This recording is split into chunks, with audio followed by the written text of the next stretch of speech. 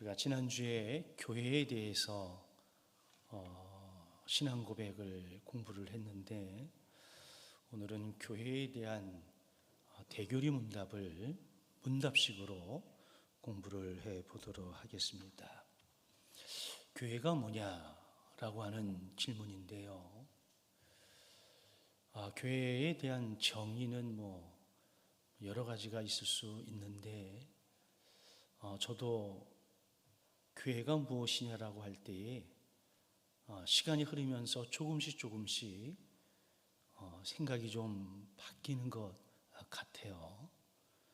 시대적 상황이나 또 우리가 처해 있는 환경이나 또 나 자신의 사명, 이런 것들이 결부되어지면서 조금은 더 확장성 있는 교회에 대한 생각을 많이 하게끔 되어집니다. 요즘 들어서는 교회의 존재의 목적에 대한 생각을 많이 하나님께서 하게 하세요. 그래서 오늘 교회가 뭐냐라고 할 때, 교회가 하나님의 백성으로 구성되고 예수 그리스도의 몸으로 성령의 피조물이다, 이렇게 표현을 하지요. 삼위일체 하나님이 함께 하시는 교회에 대한 이야기를 하고 있습니다. 우리는 물론 대한민국의 국민이지만 영적인 의미에서 한 하나님을 아버지로 섬기는 한 백성이고 한 가족입니다. 또한 예수 그리스도의 몸의 지체로서 우리는 머리 대신 그리스도 예수의 명령을 따라서, 그 말씀을 따라서 움직이고 행동하는 그런 존재들이에요. 그러면서 동시에 우리가 그리스도를 믿는 순간 성령이 우리 가운데 내주하셔서 우리를 도우심으로 말미암아 이 땅에 살면서 하나님 백성답게 살아가게 하는 성령의 역할도 굉장히 중요하죠. 그런 의미에서 성도인 저와 여러분들이 어찌 보면 보이지 않는 무형의 교회다, 이렇게 볼 수가 있는 거지요. 그래서 교회는 성령으로 말미암아 하나님과 교제하고 성도와 교제하는 거룩한 공동체라, 이렇게 이야기하는 거죠. 사람들만이 모인 곳이라고 한다면 거룩의 공동체가 아니지만 성령으로 말미암아 거룩한 공동체가 되어지는 거예요. 그 교회는 친목단체가 아니에요. 교회는 어떤 특정 부류의 사람들이 모이는 것도 아니라 다양한 부류의 사람들이 성령 안에서 연합되고 하나 되어지는 성령 공동체라고 하는 거예요. 우리가 이 사실을 한시라도 잊어버리면 안 되는 겁니다. 그런데 이런 교회도 유형의 교회가 있고 무형의 교회가 있습니다. 무형의 교회라고 하는 건 이런 보이지 않는, 그래서 오고 가는 모든 세대에 속한 구원받은 하나님의 백성으로 이루어진 하나님이 하시는 우주적 교회다, 이렇게 이야기를 하는 겁니다.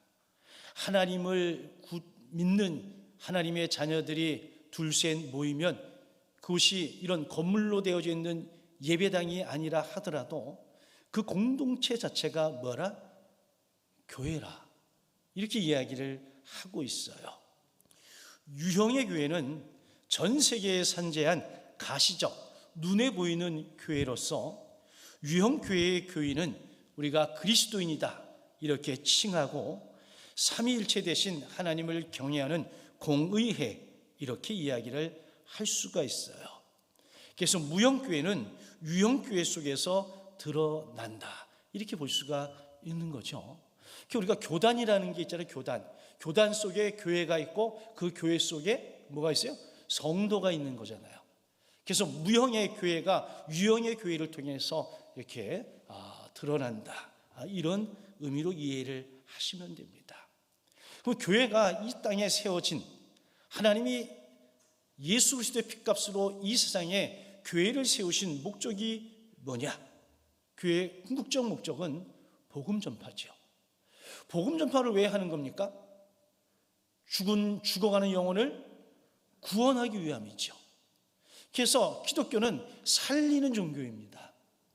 근데 엉뚱하게도 교회가 아닌 교회에 속한 어떤 이들은 살리는 일을 하는 게 아니라 오히려 죽이는 일을 하시는 분들도 있어요. 여러분, 분명히 말씀을 드리는데 선교적 의미가 아닌 흩어지는 것은 성령의 뜻이 아닙니다. 다툼도 성령의 뜻이 아니에요. 결국은 그 안에는 자기 욕심이라고 하는 게 포함이 되어져 있고 그냥 잘 포장을 할 따름이지, 실제로 들어가 보면 인간의 추한 욕심들이 난무할 따름이에요. 그런데 좋은 말로 포장을 할 따름이에요. 여러분, 교회는 성도로 하여금 죄를 회개하고 죄 용서함을 받고 성결하게 살게 하는 것, 이것도 교회의 목적입니다. 그래서 교회에서 말씀이 선포되어지고 성경을 가리키고 이런저런 가르침을 하는 이유는 이 땅에 사는 성도로서 성결한 삶, 정결한 삶을 살게 하기 위해서입니다. 왜 성결하고 왜 정결한 삶을 살아야 되느냐? 그것을 통해서 하나님을 영화롭게, 하나님을 기쁘시게 할 수 있기 때문에 그렇습니다. 성경은 우리의 착한 행실이, 우리의 선한 행위가 하나님을 기쁘시게 할 수 있다라고 분명히 이야기를 하고 있기에 교회는 성도들을 성결케 하도록 도와주는 거예요. 그러면서 점점점 하나님의 나라가 확장이 되어지는 거죠. 여러분, 하나님의 나라는 머물러 있는 정적인 공동체가 아니라 하나님의 나라는 흩어지는 공동체예요. 예루살렘 교회가 부흥을 경험하면서 그들이 한 곳에 머물렀어요. 근데 예수님 분명히 그들로 하여금 예루살렘과 온 유대와 사마리아 땅끝까지 가서 증인되라고 했는데 이들은 그 예루살렘 교회 안에서 모여서 아둥바둥 싸움박질을 한 거예요. 그래서 하나님께서 핍박이라고 하는, 고난이라고 하는 것을 통해서 이들을 흩으신 거예요. 흩으신 거. 싸움박질을 해서 흩은 게 아니라 고난과 핍박을 통해서 당신의 사명을 감당하도록 하기 위해서 멀리 흩어지게 하신 거예요. 그래서 사실은 오늘 우리에게까지 뭐가 전해졌다? 복음이 전해진 거죠. 그래서 예수께서 허락하시는 고난, 시험, 역경은 이 선교적 측면이 굉장히 강하다는 것을 우리가 기억을 해야 합니다. 그러면 이 거룩한 교회, 이 교회의 설립자는 누구일까요? 처음에 얘기했던 것처럼 성부 하나님, 그 다음에 성자 예수 그리스도, 그리고 성령 하나님, 삼위일체 하나님께서 이 교회의 설립자가 되어지신다라고 하는 겁니다. 그래서 교회는 하나님 백성들의 공동체로서 성부 하나님의 교회이고요, 교회는 예수 그리스도의 몸과 신부로서 성자 하나님의 교회입니다. 여러분, 교회는 뭐라고요? 예수 그리스도의 몸이다. 그리고 예수 그리스도의 신부로서의 역할을 한다는 거예요. 여러분, 신부는 순결해야죠. 그러니까 교회도 순결하고 정결해야 합니다. 근데 거기에 하나 더, 교회는 오순절 성령께서 세우신 거룩한 공동체로서 성령 하나님의 교회이다. 역시 삼위일체 하나님이 함께 하셔서 어우러져서 복음을 전하고 하나님의 나라를 확장하는 궁극적 목적을 수행하는 곳이 어디라는 거예요? 교회라고 하는 것입니다.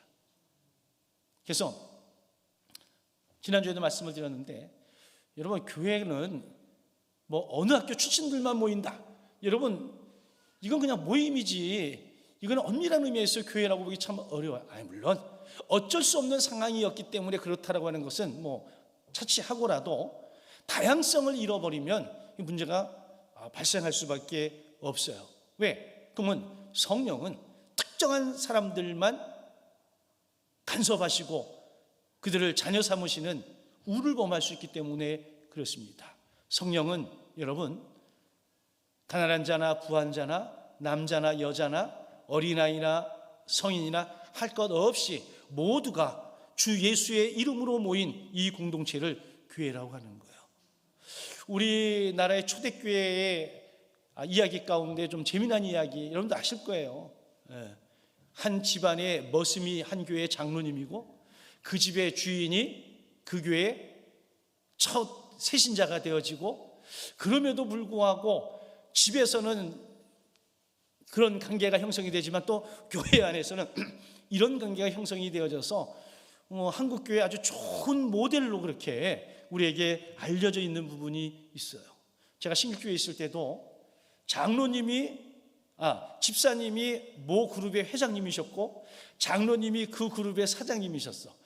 되게 궁금했어요 그때. 저분들은 회사 가면 어떻게 할까? 물어본 적이 있어요. 그랬더니 회사는 회사이기 때문에 거기서는 회장님, 사장님, 교회 오면 장로님, 집사님 이렇게 하시더라고요. 물론 그럼에도 불구하고 그 안에는 그리스도인으로서의 어떤 분명한 정체성을 가지고 생활을 합니다만은 그런 것을 제가 본 적이 있어요. 그럼 교회의 토대는 뭐냐? 교회의 토대는 예수 그리스도이시며 예수 그리스도에 대한 성경의 신앙 고백 위에 교회는 세워집니다. 그래서 여러분 신앙 고백이 중요한 거예요. 여러분 우리가 주일에 사도신경을 고백하잖아요. 이 사도신경은 여러분 매주마다 고백하는데 이건 이 고백을 통해서 우리의 신앙을 한번 점검하고 다시 한번 생각하고 다시 한번 공포하는 그런 의미가 있어요. 제가 지금은 안 그럽니다만 제가 좀 힘들고 어렵고 그럴 때에는 새벽에 기도할 때마다 주는 그리스도시요 살아계신 하나님의 아들이심을 날마다 고백해서, 왜? 그때는 그래야만 됐어요. 그때는 그게 내 믿음과 내 삶과 내 사역을 붙잡아 주는 것이었기 때문에 그렇게 공포하고 선포하고 내 신앙을 고백하면서 믿음을 지켜내고 사역을 감당을 했어요. 그래서 여러분 때로는 힘들고 어려우면 여러분 그냥 사도신경만 고백해도 됩니다. 이 사도신경 안에 모든 교리와 모든 고백이 다 포함되어져 있어요. 사람이 여러분 너무 험한 일을 당하면 기도도 안 나와.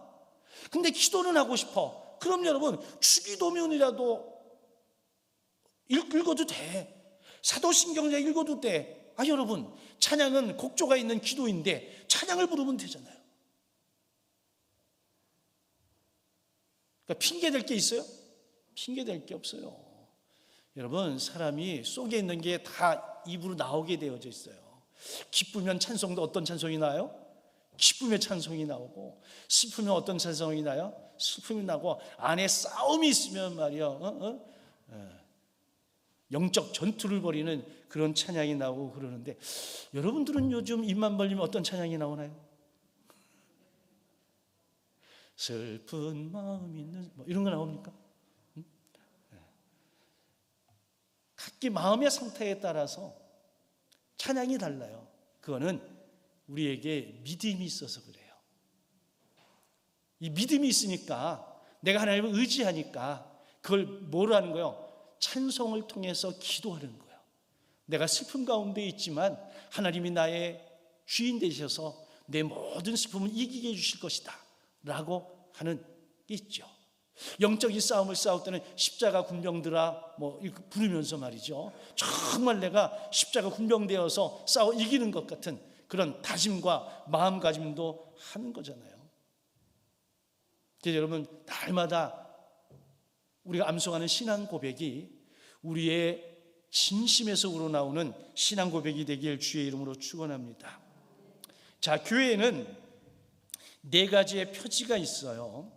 단일성과 거룩성과 보편성과 사도성이요. 단일성이라는 것은 여러분 삼위일체 하나님이 교회의 주인 되시고 머리 되시고 역동적으로 일하게 하시잖아요. 그런가 하면 거룩성이 있어요. 아까 얘기했죠? 이건 친목단체가 아니에요. 성령으로 말미암아 되어져가는 교회이기 때문에 거룩성이 있는 거죠. 보편성은 아까도 얘기했지만 가난한 자나 부한 자나 어린아이나 나이가 많은 분이나 상관없이 어느 누구나 예수를 구주로 고백하는 이들의 모임이 뭐예요? 교회예요. 사도성은 옛 초대교회로부터 내려오는 사도직에 대한 어떤 개념들, 어떤 책임들, 그리고 의미들이 그대로 전수되어져 내려오고 있다라고 하는 겁니다. 그래서 하나님의 교회는 다양한 그리스도인이 유기적으로 하나가 된 공동체다, 이렇게 얘기해요. 조직을 이야기할 때 여러분, 유기적 조직과 기계적 조직으로 크게 나눠요. 기계적 조직은 뗄 수가 있어요. 뗄 수가 있어. 그리고 뗐다 붙였다 옮겼다 다 할 수 있잖아요, 기계는. 근데 유기적이라고 하는 건 이걸 뗄 수가 없어요. 뗐다 붙일 수가 없는 거, 몽땅 다 하나가 연결되어져서 한 몸이에요. 예수 그리스도가 교회의 머리 되신다 그러잖아요. 우린 여러분 머리가 생각하는 대로 움직여요, 안 움직여요? 움직여. 머리가 생각하는 대로 움직이면 건강한 거예요. 근데 머리가 생각하는 대로 움직이지 않으면 건강한 게 아니라 어딘가가 고장이 난 것 아니겠습니까? 그래서 하나님은 빌립보서 2장에 보게 되면 우리에게 소원을 두고 행하게 하신다 그러잖아. 그럼 소원을 두고 행하게 하시는데 어디에 소원을 두고 행하게 하실까요? 우리의 마음과 생각입니다. 오늘 아침에도 제가 새벽기도 끝나고 묵상하는 가운데 퍼뜩 어떤 생각을 하나님이 주셨어. 그 생각을 주셔서 그 생각을 잊어버리지 않으려고 제가 빨리 내려가가지고 또 컴퓨터 해가지고 작업을 하나 했어요. 어떤 작업이냐면 22일 날이 저희 교회 창립 기념주일이잖아요. 창립 기념주일에 어떤 설교를 해야 될까라고 묵상하고 기도하는 가운데 하나님이 어떤 생각을 주셔서 이게 또요, 그거 줄 때 해야지 나중에 그러면 잊어버려. 그리고 연결이 안 돼. 그래서 생각이 나면 제가 기도하다가 그냥 보따리 싸들고 내려가서 앉아가지고 1시간 정도 작업을 하면, 오늘도 1시간 정도 이렇게 해서 22일에 할 설교를 마무리를 했어요. 그처럼 하나님은 우리의 생각과 마음에 당신의 마음과 생각을 집어넣어 주셔서 그것을 행하게 하시는 것, 이게 하나님의 뜻을 이루는 거예요. 교회가 여기에 조금은 눈을 뜰 필요가 있습니다. 작년 말에도 제가 몇 번 하나님께서 제게 어떤 비전을 주셔서 여러분들에게 말씀을 드렸는데, 여러분들이 많은 분들이 협조하시고 또 헌신해 주셔서 그게 계속 지금 진행이 되어지고 있어요. 며칠 전에 미국의 미성대학의 부총장이 전화가 왔습니다. 5월 20일 날 한국에 들어온대. 그래서 22일 날 저희 교회에 와가지고 우리 성도님들에게 고맙다라고 인사를 하고 싶대. 그날이 마치 우리가 임직식이 있는 날이잖아요. 그래도 오시겠다고 그래서 일단 오라고는 했어. 너무 우리 교회가 그 동네에서 유명해졌대요. 왜? 요청한 적도 없는데, 이야기한 적도 없는데, 계획도 없었는데, 그냥 기도했는데, 그냥 제가 마음에 감동이 있어서 여러분들에게 말씀을 드리고 여러분들 한다고 한 거 아니에요? 그러니까 이분들 생각에는 이거는 계획에 없던 일이니까 하나님께서 우리에게 감동하셔서 그 학교를 돕게 하셨다라고 하는 어떤 대단한 어떤 그런 마음을 갖고 있더라고요. 여러분, 교회가 그런 거죠. 하나님이 주시는 마음, 이 마음을 붙들고 그 마음을 따라서 움직일 때에 누가 기뻐하실까요? 하나님이 기뻐하시는 거죠. 이게 유기적 공동체의 아주 좋은 모습 가운데 하나예요. 그래서 거룩한 교회는 세상과 구별되어 하나님께 헌신하는 그런 공동체가 된다라고 하는 겁니다. 또 보편적 교회는 과거, 현재, 미래 모든 그리스도인의 보편적 공동체라는 것을 의미를 합니다. 그래서 과거의 교회나 오늘의 교회나 미래의 교회나 보편성을 가지고 있다. 사도적 교회는 성경 안에 살아있는 사도적 권위에 의해 여전히 지배되는 공동체를 이야기합니다. 여러분, 교회는 질서를 위해서 담임 목사도 있고 그 다음에 장로님들 다 있습니다. 근데 왜 이것을 했느냐면 이것은 사도적 권위에 따른 질서 때문에 그래요. 만약 그런 질서가 없다 버리면 여러분, 우리말 속담에도 배가 어디로 가요? 배가 산으로 가요. 다 자기가 하나님이라 그럴 거 아니야. 다 기도해 봤더니 이게 하나님의 뜻이라 그럴 거예요. 그 뭐가 하나님의 뜻인데? 질서가 안 잡히잖아요. 그래서 사도적 건의에 의해서 이 교회가 운영되어지도록 이렇게 목사의 직과 장로의 직과 이런 걸 둔 거예요. 그래서 우리는 이것을 존중한다? 존중하죠. 네? 뭐 저희 장로님들이 이제는 뭐 좀 안 그럴 수도 있습니다만, 앞으로는, 현재까지는 뭐 저보다 나이가 더 많으신 분들이지만, 제가 여기에 만 39이 왔으니까 그때 왔어도 저보다 굉장히 나이 많은 권사님 이분들도 저를 뭐라고 불러요? 목사님 하고 부르고 최대한 존중을 해주셨어요. 다른 이유가 없어요. 교회는 그런 사도적 권위가 흐르고 있기 때문에 그렇습니다. 근데 이게 깨어져 버리면 영적 관계가 무너져 버려요. 예전에 어떤 분이 농담으로, 목사님 이거 떼고 한번 얘기하죠. 그래서 난 안 뗀다고. 이런 목사는 그거 뗄 수가 없어요. 여러분도 기분 나쁘다고 저한테 와가지고 목사 떼고 뭐 떼고 한번 해봅시다, 이러면 그거는 이미 끝난 거예요. 목자와 양의 관계가 아닌 거죠. 예? 하나님이 세우신 사도적 건의가 무너져 버리는 것이기 때문에 이미 그건 교회로서의 가치가 없어. 또 하나, 교회 기능은 뭐냐? 첫 번째 기능이 예배입니다. 예배. 모이기에 힘써 찬양하고 설교하고 말씀을 듣고 기도하고 성찬을 통해서 하나님을 예배하는 겁니다. 근데 여러분, 교회가 우리가 이렇게 한 곳에 모여서 예배하지만 우리가 코로나19 동안에 가정에서도 예배를 드렸잖아요. 여러분, 예배는 특정한 장소에서만 드리는 것은 아니에요. 두세 사람의 그리스도인이 주님의 이름으로 모인 곳에 주님이 함께 하신다고 했고 그 예배를 받으시는 거예요. 근데 이 특정한 교회라고 하는 이 예배당이라는 공동체를 형성을 해서 하는 이유는, 여러분 믿음 생활을 해보니까 혼자 믿음 생활이 잘 돼요? 잘 안 됩니다. 인간은 공동체를 형성해야 뭔가 좀 나은 삶을 살고 믿음도 자라나고 믿음의 열매도 맺고 하고, 그리고 다른 사람을 통해서 피드백을 통해서 내 연약함도 보고 배우면서 성장이라는 것을 하게 되어지는 거죠. 바로 저희 교회도, 저도 여러분도 서로가 서로를 통해서 좋은 것을 배워가면서 우리의 믿음의 분량이 점점점 자라나기를 주의 이름으로 간절히 축원합니다. 두 번째 기능은 교제예요. 성도의 교제입니다. 사실은 지난주에 우리가 밥을 하면서 제가 그랬어요. 연세 있으신 분이라 좀 민감하신 분들은 아직 코로나19가 진행 중이라 그냥 갈 거다. 그래서 밥을 120에서 150명, 그거 제가 얘기한 거예요. 남들한테 뭐라 하지 마세요. 그건 제가 얘기한 거예요. 그랬는데 300명이 먹고 왔어요. 밥을 3번 했어. 그래서 제가 오파를 해가지고 오파를. 여러분들 제가 잘 알아서 120에서 150명을 했는데 그렇게 많은 분이 드시고 해서 또 돌아오는 또 주일이 또 어버이 주일이라, 그래서 하여튼 이제 그냥 평상시대로 하도록 그렇게 했습니다. 근데 너무 좋은 거예요. 또 어린이 주일이라 또 우리 부목사님들하고 우리 전사님들이 정말 잘 준비를 해서 아예 어린이 잔치를 벌인 거잖아요. 솔직히 그날 제가 저 옆에서 좀 훌쩍훌쩍 했어요. 오랜만에 정말 예배가 회복되어진 그 감동이 너무 좋은 거예요. 그리고 아이들이 저 아래 거기서 이렇게 놀고 이게 너무 보기 좋고 너무 뿌듯한 거예요. 그래서 이제 교회답다라고 이야기를 했어요. 여러분, 교회는 그런 교제가 있어야 돼. 제가 항상 하는 얘기, 여러분 교회 오는 게 즐거워야 돼.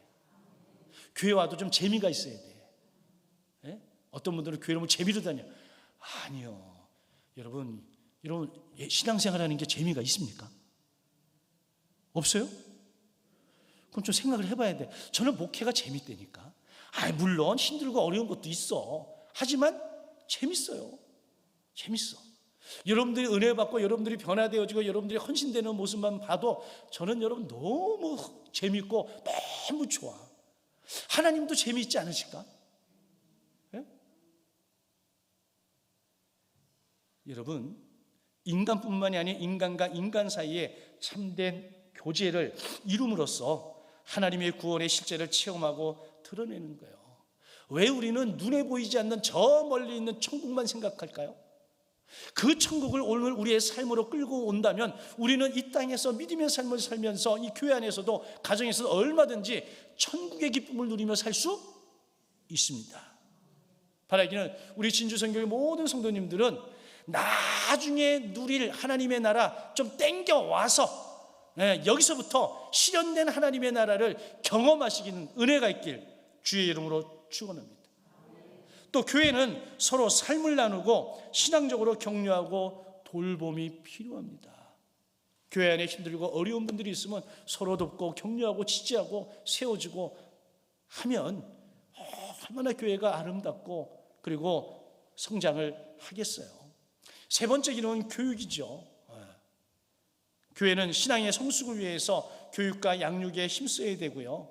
잘못된 가르침으로부터 성도들을 보호하고 경건하고 온전한 삶의 능력이 되는 말씀 교육에 전력을 쏟을 필요가 있어요.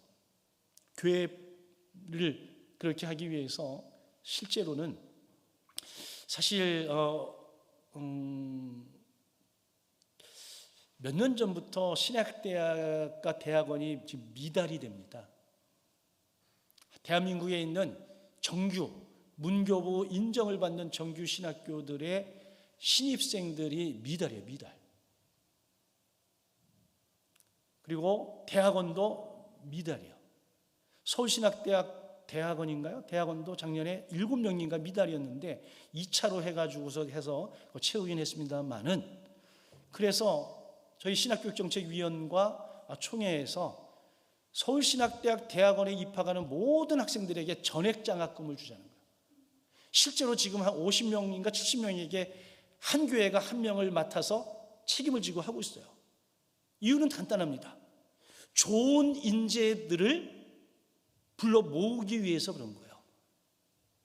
정말 교회 안에 좋은 인재인데 경제적인 어려움과 그런 것들 때문에 할 수 없는 사람들이 있을 수 있잖아요. 그런 사람들이 와서 마음 놓고 하나님의 나라를 위해서 공부할 수 있도록 배려하기 위해서 한 교회가 한 명의 신학생을 3년 동안 대학원생을 책임져 주자 해서 신학 사관학교처럼 그렇게 진행을 하고 있어요. 이건 아마 계속해서 진행이 되어져야 될 일이라고 생각이 되어집니다. 물론 저희 교회도 1년에 어느 정도의 액수를 서울신학대학에 기부를 하고 합니다만은 이런 것들이 다 관련이 있는 거예요. 네 번째 기능은 선교입니다. 그리스도의 명령을 따라서 복음을 전파하고 세상을 이롭게 하기 위한 사회봉사에 힘쓰는 거죠. 이틀 전 화요일인가? 오늘 수요일이죠. 화요일 날 우리 교회 어떤 집사님께서 다니시는 직장이 우리 진주시에 있는 아동 학대받는 아동들을 위한 센터에 근무를 해요. 근데 우리 집사님이 그 진주시에 처음 생기는 거예요. 근데 그 관장님이 있고 한 7, 8명의 직원들이 있는데 같이 식사를 하고 뭐 이야기를 하다가 그 집사님이 우리 교회 목사님은 이러이러하다고 쭉 얘기를 했대. 그랬더니 거기 있는 직원들이 아니 그런 목사님이 계시냐고. 그러면 그 목사님을 우리 그 아동학대 방지부 거기에 운영위원으로 모시면 좋겠다. 이렇게 저를 찾아왔어요. 이렇게 들어보니까 거절할 수가 뭐 돈이 들어가고 그런 건 아니에요. 관심을 갖고 기도해주고 관심을 갖고 좀 이렇게 해달라는 그런 측면의 운영이었는데 제가 고민도 안 하고 오케이를 했어요.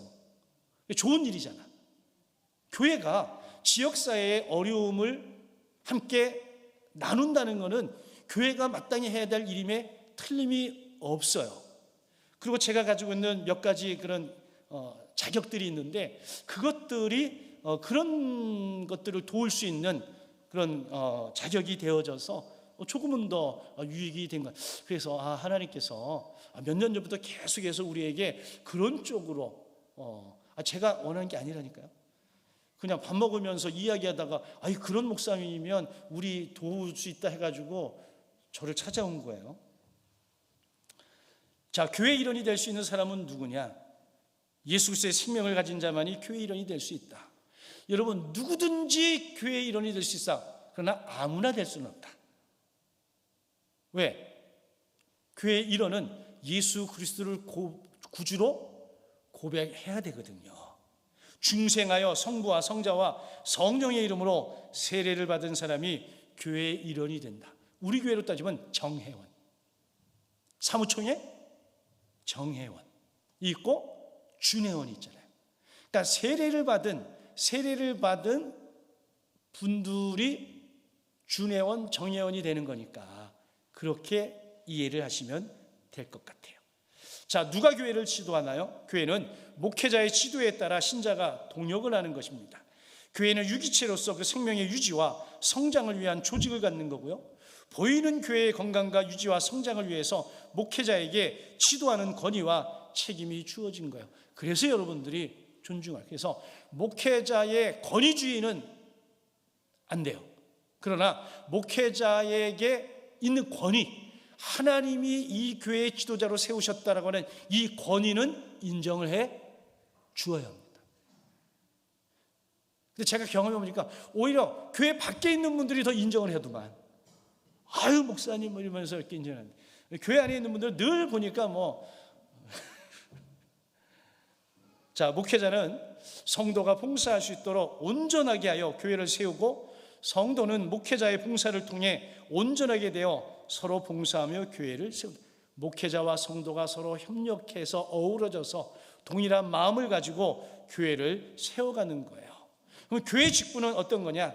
교회 직분은 직업이 아니라 소명이다.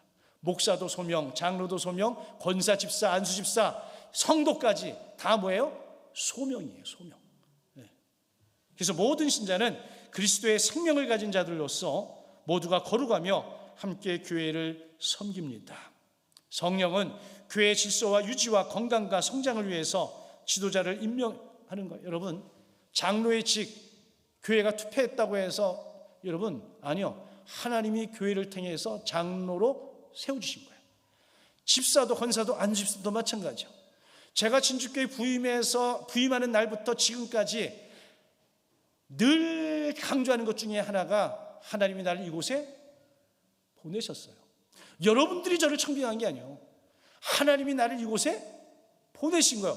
이 믿음이 깨지는 순간 뭔가가 와르르 무너지게 되어져 있어요. 여러분들 그렇게 생각하셔야 됩니다. 하나님이 보내주셨다.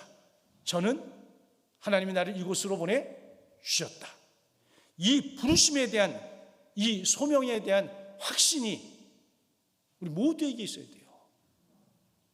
나는 그 직을 감당할 수 없는데, 그럼에도 불구하고 주셨다 그러면요, 감당할 수 있는 무엇도 주신다? 능력도 주시는 거예요. 내가 애쓰고 노력하고 열심히 하면 그걸 감당하고도 남는 뭘 주신다? 능력을 주시는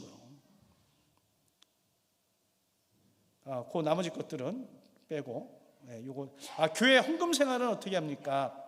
성도는 소득의 온전한 11조와 각종 헌금을 감사함으로 교회에 드리고, 여러 가지 교회 어떤 사업이나 선교적 사업, 복지 사업, 이런 거에 우리가 물질의 헌신을 많이 하시잖아요.